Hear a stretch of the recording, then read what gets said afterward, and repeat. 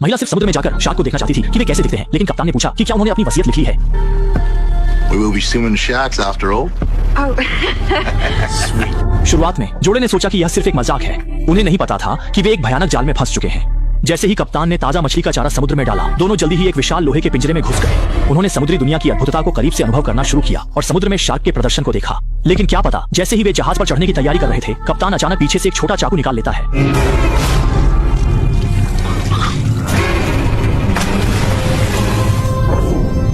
Welcome aboard. जब महिला जागी, उसने खुद को एक लोहे के बिस्तर पर बंधा पाया। उसके पास एक और महिला भी थी जो मजबूती से बंधी हुई थी। तभी उसे एहसास हुआ कि वह एक विकृत हत्यारे के चंगुल में फंस गई है। डर के मारे दोनों महिलाएं जोर से मदद के लिए चिल्लाने लगी, लेकिन इस अंतहीन समुद्र में उनकी चीख पुकार का कोई असर नहीं हुआ। इस बीच अपराधी जहाज के केबिन में आराम से रात का खाना खा रहा था और बाद में इन दोनों शिकारों को यातना देने की तैयारी कर रहा था। अचानक इसी समय लिसा ने एक खुशी की बात देखी। Is that an underwire? Yeah, it's cutting the shit out. Give it to me. असल में लिसा बचपन से ही शरारती थी और उसने युवा अवस्था में ताला खोलने की कला में महारत हासिल कर ली थी। इसी तरह महिला ने जल्दी से अपने कपड़े लिसा को दे दिए। जैसे ही लिसा ने कपड़े से स्टील का घेरा निकाला, उसने तेजी से ताला खोलने की तैयारी की। लेकिन तभी अपराधी अचानक अंदर आ गया, हाथ में खाना और पानी लेकर। उस समय वे थके हुए और भूखे थे, इसलिए उन्होंने अपराधी की भलाई को अस्वीकार नहीं किया। लेकिन जैसे ही अपराधी मुड़कर जाने लगा और लिसा ताला खोलने की तैयारी करने लगी, अपराधी को अचानक सिर में चक्कर सा महसूस हुआ। असल में अपराधी ने खाने में दवा मिला दी थी, लेकिन इसी वजह से लिसा का स्टील का घेरा अपराधी द्वारा देखा गया। जब लिसा दोबारा जागी, उसने पाया कि उसे डेक पर ले जाया गया है और वह महिला उसके पास ही बैठी थी। जैसे ही आसपास की रोशनी अचानक जल गई, अपराधी एक छोटा चाकू लेकर आ गया। उसने कहा कि वह लिसा को शार्क शो मुफ्त में देखने देगी। फिर उसने महिला के बालों का एक छोटा हिस्सा काट दिया और उसे क्रेन से जीवित लटका दिया।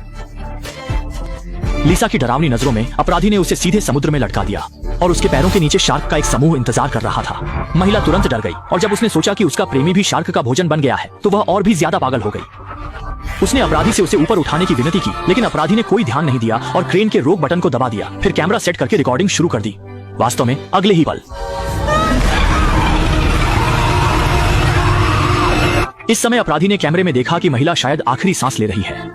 उसे नहीं पता था कि इस समय उसका निचला हिस्सा पहले ही 2 टुकड़ों में फट चुका था और लिसा भी कल शार्क का भोजन बनने वाली थी। फिर लिसा को अपराधी ने फिर से कमरे में ले जाया। तभी लिसा ने देखा कि दीवार पर कई लड़कियों के नाम खुदे हुए थे। स्पष्ट रूप से इस विकृत ने कई लड़कियों का अपहरण किया था और शार्क द्वारा काटे जाने से पहले के दृश्य को कैमरे में रिकॉर्ड किया था। कैद की गई महिला ने सिर्फ एक बार बगल में रखे मूत्र के बाल्टी को देखा और तुरंत अपराधी को मारने का एक तरीका सोचा। उसने बिना कुछ कहे प्लास्टिक की बाल्टी के हैंडल को 2 टुकड़ों में तोड़ दिया।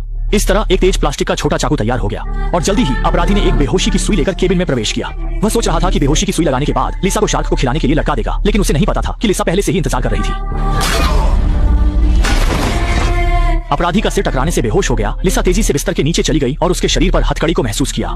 चाबी से अपनी हथकड़ी खोल ली, लेकिन इस समय वह इतनी घबराई हुई थी कि उसने अपराधी को खत्म करने की बात भूल गई, बल्कि नीचे बैठकर अपराधी का फोन लेकर पुलिस को बुलाने की कोशिश की। लेकिन अगले पल डर के मारे लिसा मुड़कर भागी, लेकिन अपराधी ने उसे एक इंजेक्शन लगा दिया। जैसे ही अपराधी नीचे गिरा, लिसा जल्दी से कॉकपिट में पहुंची और रेडियो पर मदद के लिए पुकारने लगी। लेकिन इस विशाल समुद्र में कोई भी यह नहीं देख रहा था कि अपराधी उसकी ओर दौड़ रहा है। लिसा ने सीधे अपराधी के प्रिय कैमरे को समुद्र में फेंक दिया, ये जानते हुए कि यह अपराधी का प्रिय उपकरण था। ये समझते हुए कि अपराधी उसे कभी नहीं छोड़ेगा, लिसा जल्दी से गहरे समुद्र में कूद गई। लेकिन इसी समय अचानक से इंजेक्शन की दवा का असर होने लगा। जल्द ही बेहोश लिसा को अपराधी ने फिर से पकड़ लिया। जब अगली सुबह जहाज बंदरगाह के पास पहुंचा, तो अपराधी सीधे जहाज से उतर गया एक नया कैमरा खरीदने के लिए।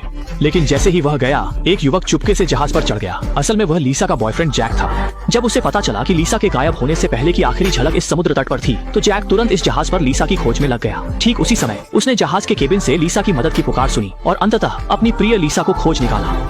Thank you. Go find a paperclip. धन्यवाद। Fucking something to pick the locks with. I'll talk you through it. Quick before he comes back. हालांकि जब वह घबराकर बाहर मदद के लिए जाने की तैयारी कर रहा था, अपराधी वापस आ गया और उसने उसे बुरी तरह से पीटा और एक मछली के कांटे से उसकी पीठ में छेद कर दिया। जैसे ही जैक को लगा कि उसकी जान खतरे में है, उसने अचानक पास के कूड़ेदान को महसूस किया और अपराधी को जमीन पर पटक दिया। फिर उसने मछली के कांटे को अपराधी की गर्दन पर कसकर दबा दिया। ठीक जब अपराधी मरने ही वाला था, जैक पर अचानक हमला हुआ। असल में अपराधी को बचाने वाला बंदरगाह का सुरक्षा गार्ड था, लेकिन वह नहीं जानता था कि अपराधी एक सीरियल किलर है। जैसे ही जहाज के केबिन से महिला की मदद की पुकार आई, अपराधी ने एक मछली के कांटे से गार्ड को मार डाला।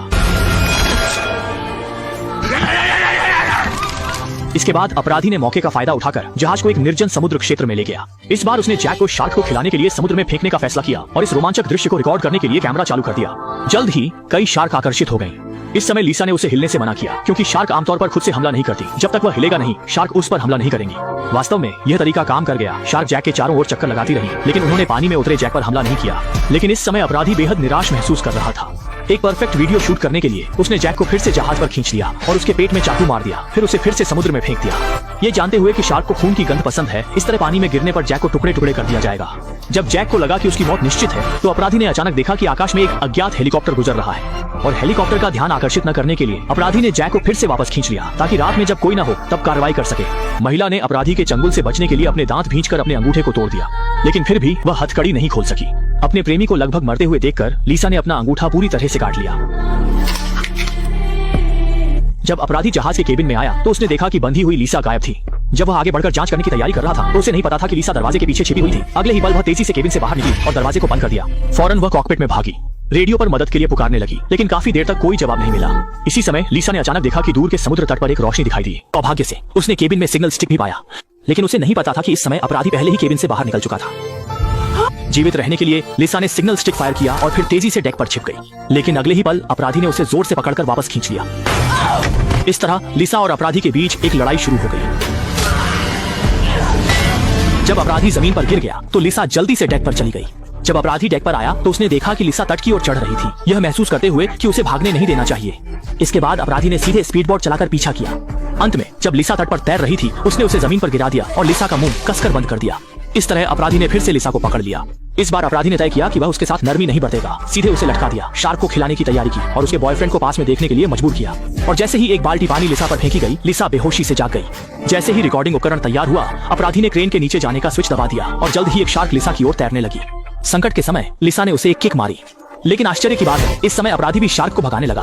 असल में यह एक बुल शार्क थी। अपराधी लीसा को अपने अच्छे दोस्त टाइगर शार्क को देना चाहता था। इस पल ने बुल शार्क को बहुत नाराज कर दिया। उसने सीधे हुक को समुद्र में खींच लिया। लीसा ने हुक देखा और जल्दी से उसे उठा लिया।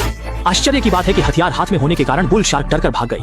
यह देखकर लीसा ने भी मछली के कांटे से 1.1 मीटर की फिशिंग लाइन को पकड़कर ऊपर चढ़ना शुरू किया। उसने सोचा कि वह इस तरह से बच जाएगी, लेकिन अगले पल अपराधी ने उसे डरा दिया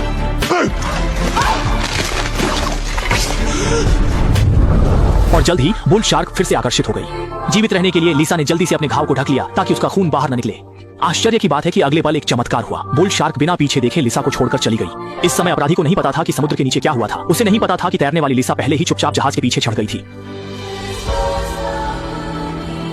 Ooby dooby motherfucker.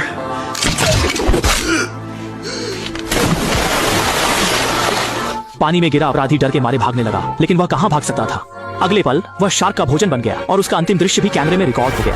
कहानी के अंत में लीसा चालक केबिन में लौट आई। उसने एक और सिग्नल स्टिक निकाली और आकाश की ओर इशारा किया और जैसे ही यह सिग्नल स्टिक सफलतापूर्वक आकाश में गई, अंत में वह और उसका बॉयफ्रेंड भी भाग्यशाली रूप से बच गए।